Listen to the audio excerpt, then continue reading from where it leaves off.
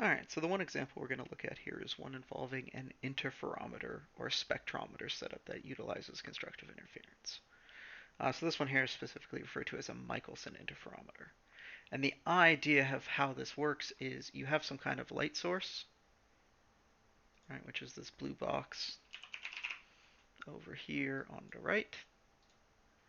And what it basically does is it fires out two beams of light. And those beams of light recombine at some kind of detector, which is in green at the end here. Now, the way this interferometer works is you have your two beams of light coming up. There's this red one up here at the top and this blue one here at the bottom. The red one passes straight through. The blue one hits a light splitter, bounces off the top one, then bounces off the bottom one, returns to the splitter, and is then redirected to the detector. And so if you look at these two pathways, what you'll notice is that they have different lengths. And the idea is if we take a look at the lengths of the pathways, if the difference between the length of this red line and the length of this blue line adds up to an integer, 1, 2, 3, 4, 5, 6, or so on, multiple of the wavelength, we have constructive interference. And we get a bright spot. Now, the idea is this bottom plate here, labeled with A, is actually moved back and forth.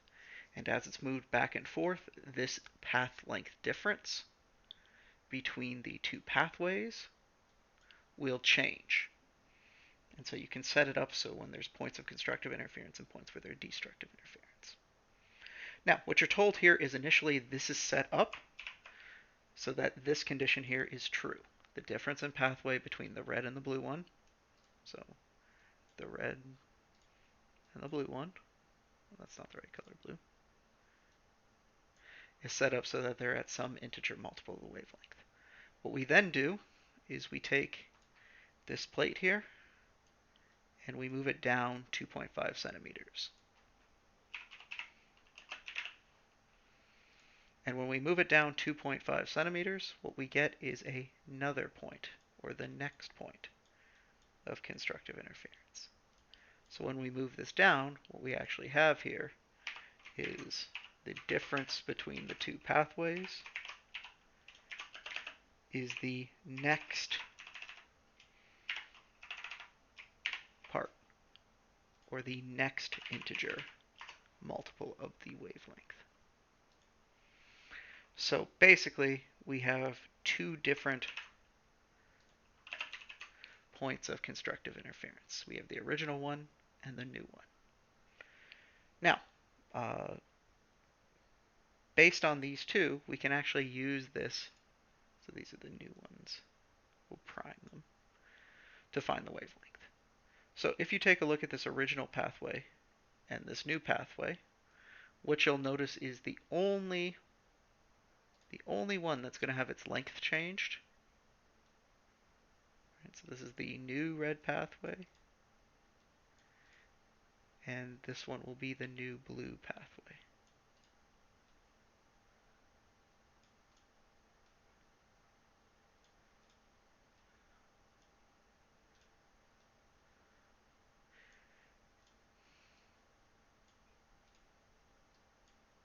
The only one of these two that's going to have its length changed is going to be the blue pathway. Right, because as this, oops, one second here, the new pathway actually extends all the way down. So, right, it's actually extended down here at the bottom.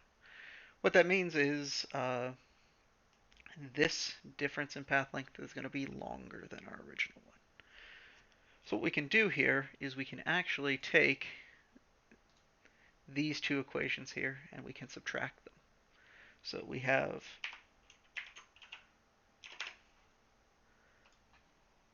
R2 prime minus R1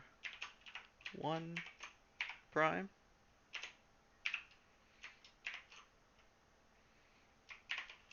and from our new path length difference we can subtract our original path length difference.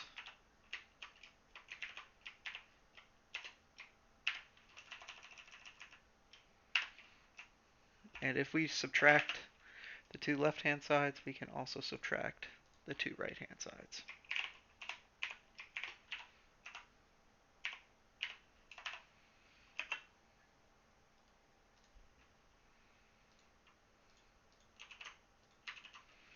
What you'll notice about this is when we do subtract them on this right-hand side here,